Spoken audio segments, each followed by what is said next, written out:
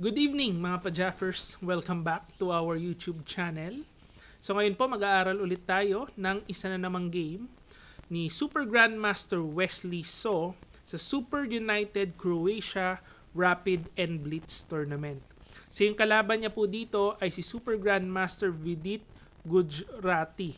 So yan pong si Vidit, actually kakatapos lang po niyang sumali doon sa Candidates Tournament. So marami itong mga openings na kakaiba na preparation niya sa candidates na maglalabasan na po yan sa mga next few tournaments. So ito, magandang aralin natin yung game nila and sabay po nating aralin. Hopefully, parehas tayong may matutunan. So ito po nag-start with Knight F3. Ayan. So nag D5 si Wesley. E3, Knight F6, C4, and then E6. So yung ganito pong setup no, ng black, excuse me pala, si Wesley pala yung black dito and white si Vidit. Ayan. So ito pong ganitong setup, ito yung tinatawag na Queen's Gambit declined. And halimbawa pag si Vidit nag D4, matratranspose na po yan sa main line ng Queen's Gambit. Pero dito meron siyang kakaibang opening. Kaya magandang tingnan natin. Ang ginawa niya, Knight C3. So ayaw niyang i-move yung D4 pawn. Ayan, so nag-Bishop E7, B3, castling, and Bishop B2. Ayan, so mapapansin nyo, hindi po nagdi-D4 yung white, mini-maintain niya na open yung long Bishop diagonal. Ayan, so nag-C5, CD5, Knight takes D5, Queen C2, Knight C6, and then A3. So yung white po dito, parang waiting move lang yung A3 para hindi matamaan ng mga Knight B4 ideas yung Queen. So parang sinisecure niya yung Queen dito sa C2. Ayan, so nag B6, and ito na yung kakaibang idea ni Vidit na definitely prepared pa ng kanyang mga seconds, no? Kasi kung titingnan po natin yung oras, si Vidit almost 5 minutes pa rin, wala pa rin nababawas. And si Wesley around 4 minutes na lang. So 1 minute na po yung inisip niya. Dito binitawan ni Vidit ay H4. Ayan, so aatake kagad sa king side. Kaya ito kailangan yan maintain open yan eh. So yung H4 na yan, meron na kagad yung masasamang idea. So pagka Knight C7, actually dito po pwede nang mag Knight G5. Ito, nakikita ko maganda yung Knight G5 kasi may threat dun sa H7 checkmate. Pag kinapture naman yan, capture, merong opening yung rook, so may threatening checkmate pa rin sa H7. So ayan siguro isa sa mga ideas nung H4. Pero dito ang ginawa ni Vidit, Bishop D3. Ang lakas nung dalawang bishop dun sa open diagonal. May kasama pang backup ng rook. So dito nagsisimula na yung malakas na atake ng white. So dito nag F5 si Wesley. Binarahan yung bishop. Pero ayan, patuloy na binubuksan, nag G4. So atake kaagad sa king side dito, no? Halimbawa, capturein. Pag kinapture mo yan, babaksak yung H7 with check. And then pag king H8, meron ng Knight G5 ideas. Talaga malakas na po yung atake. Hindi pwedeng capturein yan, no? Pag kinapture yan, HG5, open ang rook. Definitely, checkmate ka dyan. So ibabalik po natin. And also, meron palang magandang idea na dito yung white. Halimbawa, mag-rook B8, may bishop G8 ideas, tapos queen H7, checkmate ang kasunod. So, malakas na po yung atake dito pa lang, no? So, dito, ang ginawa ni Wesley, nag-bishop B7 para may konting counterplay. So, nag-rook G1, iniwas lang muna sa bishop, and nag-knight D4 na si Wesley. So, ganyan po talaga ang parang logic sa chess, no? Pag ina-atake ka sa gilid, mga ganyan, kailangan babawi ka naman sa center para meron kang counter attack. So dito nag-knight takes D4, CD4, and then knight E2. At dito, kung makikita natin si Wesley 1 minute na lang, si Vidit 3 minutes pa, and isa lang po yung move ng black na magme-maintain ng equality, which is Rook C8. Actually, ito napakalalim na move kasi kung titingnan po natin, yung pawn sa D4 ay tatlo naka-atake dyan, tapos hindi mo gagalawin. So ipapakain mo lang yung pawn sa D4.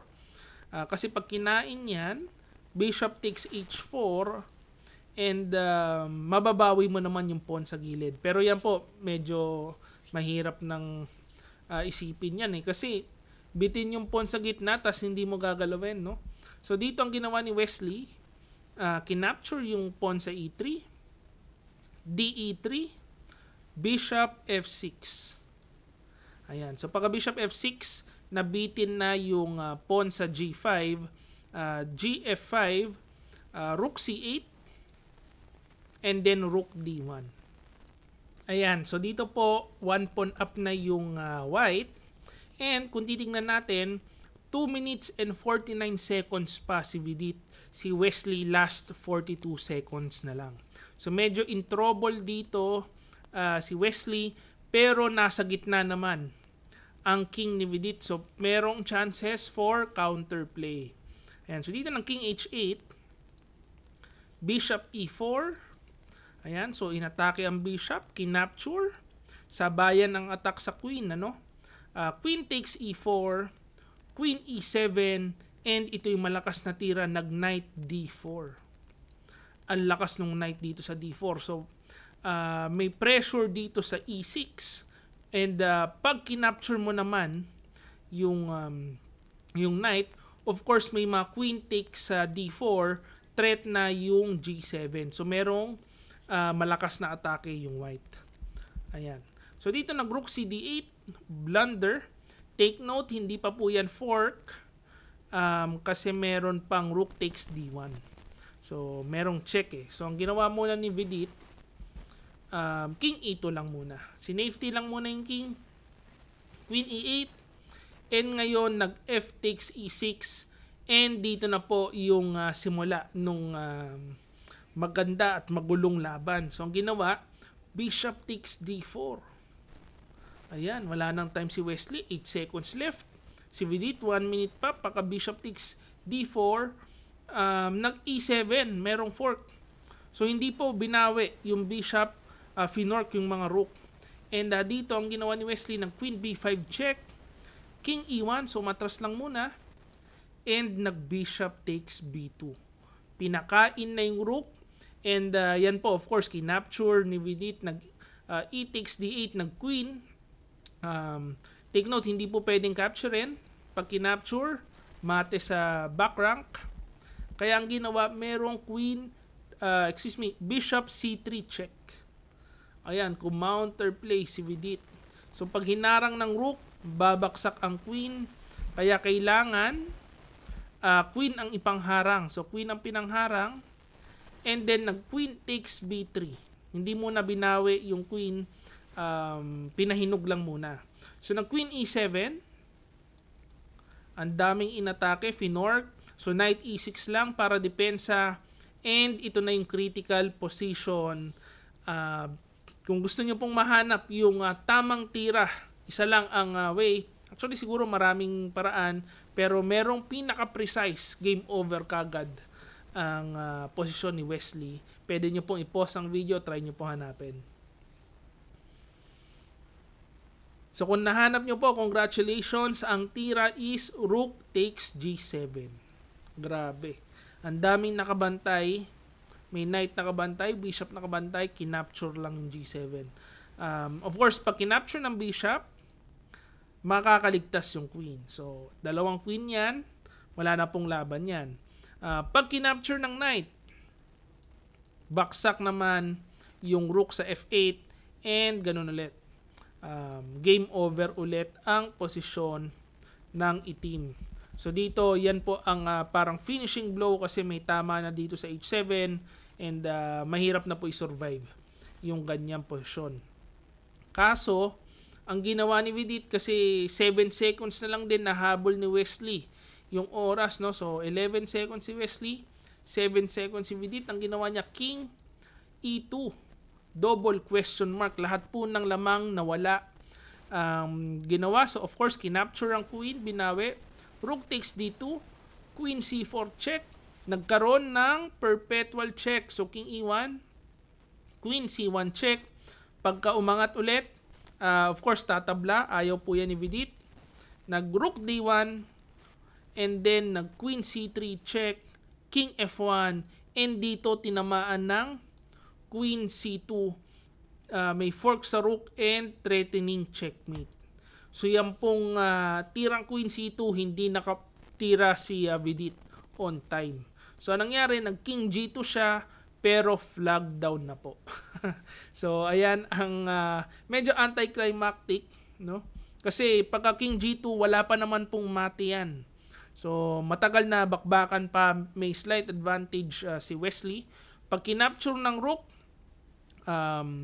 King G3, game over pa si Wesley kasi mauunahan pa sa likod. So kailangan po yan capturein ng Queen. And then pagka King H1, matagal pa po ang laban sana. Kaso kinapos sa oras. So na down clock na po si Vidit. And panalo si Wesley dito. Ayan. Pero maganda naman, kung titingnan natin, maganda yung idea na binitawan dito ni Vidit. Lalo na yung attacking chess idea na pinakita niya ito. No? Yung bishop at saka yung bishop-queen combo, nakatutok sa king, hindi po nag D4. Maganda yung panlaban against queen's gambit declined players. So actually ito, inaaral ko rin. Pwede ko rin maitira sa mga future tournaments. Pag yung medyo aggressive ang gusto mo, ayan, ang lakas niya, no? May talo ng knight, yung mga bishop nakatutok. And of course, muntik pa si Wesley dito. Medyo kinulang lang na outclutch lang ni Wesley si Vidit, pero maganda po yung idea sa opening. Ayan, so yan po ang ating video for today. Hopefully meron po kayo natutunan, and kung meron kayo natutunan, please like this video and subscribe to our YouTube channel. This is International Master Jem Garcia. See you again next video. Bye-bye.